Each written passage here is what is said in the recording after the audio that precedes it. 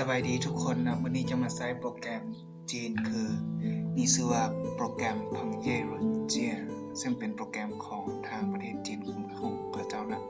ที่ว่าทางอายนะก็ได้ไปเรียนมาส่วนตอนนี้กำลังเรียนบทและจะมาสาธิตคร่าวๆเกี่ยวกับการแต้มระบบน้ำในอาคารนะทั้งอิฐเราจะมาปรับขนาดของท่อหลังจากนั้นเราจะมาปรับว่าท่อตัวนั้นมันมีการตัดกันอยู่ใส่เพราะว่าตอนที่ว่ามันสแกนขึ้นมามันจะมีการซ้อนทับกันของท่อขึ้นมาแล้วตอนนี้เราจะมาปรับตัวนั้นก่อน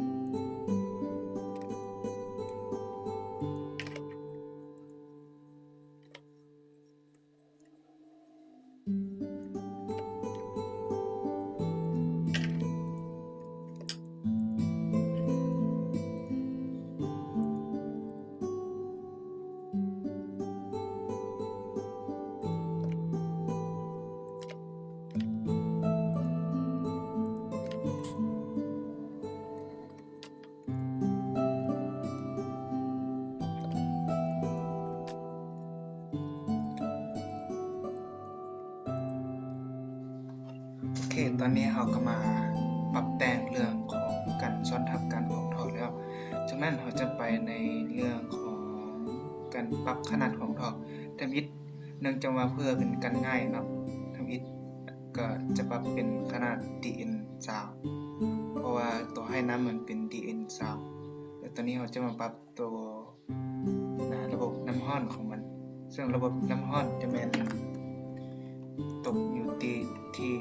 DN15หมดเลยนะ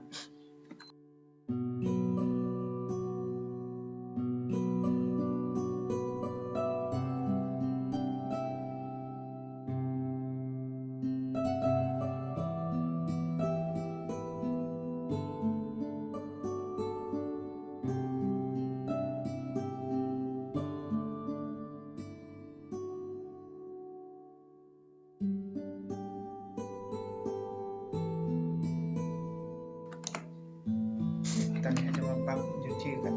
ให้น้ำเพราะมันไม่มีการเปลี่ยนขนาดแต่นี้3อันนี้3อันนี้15ตัวนี้เป็น15อันนี้เป็น15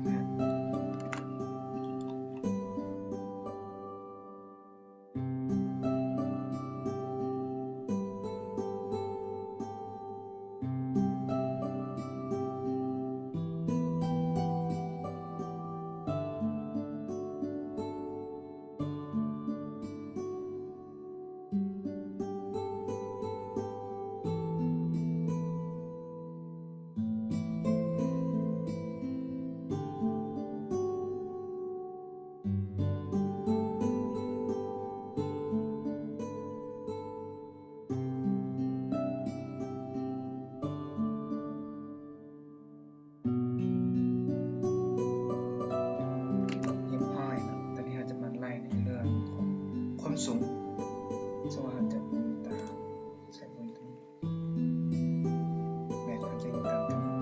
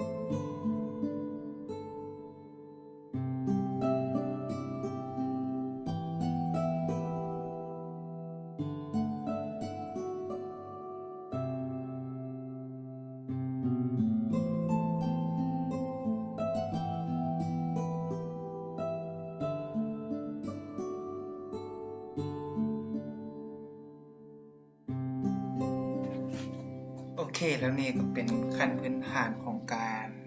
ระบบการให้น้ำทางน้ำเย็นแล้วก็น้ำร้อนแล้วตอนนี้เราจะมา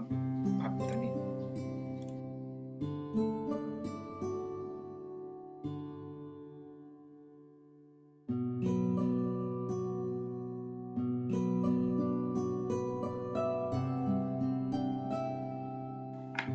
เส้นที่1นี่จะเป็นสายของ RH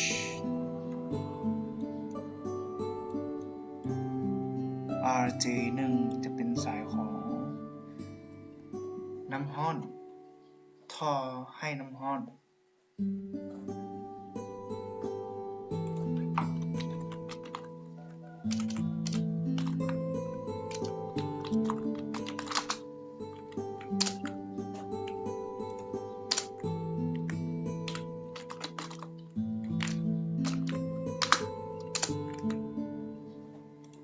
ส้นที่สองของเป็นท่อกับน้ำร้อน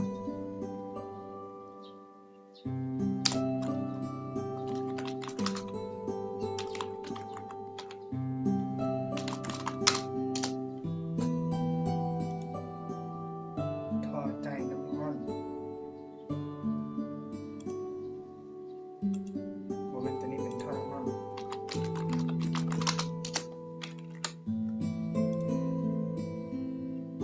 ท่อใจน้ำร้อน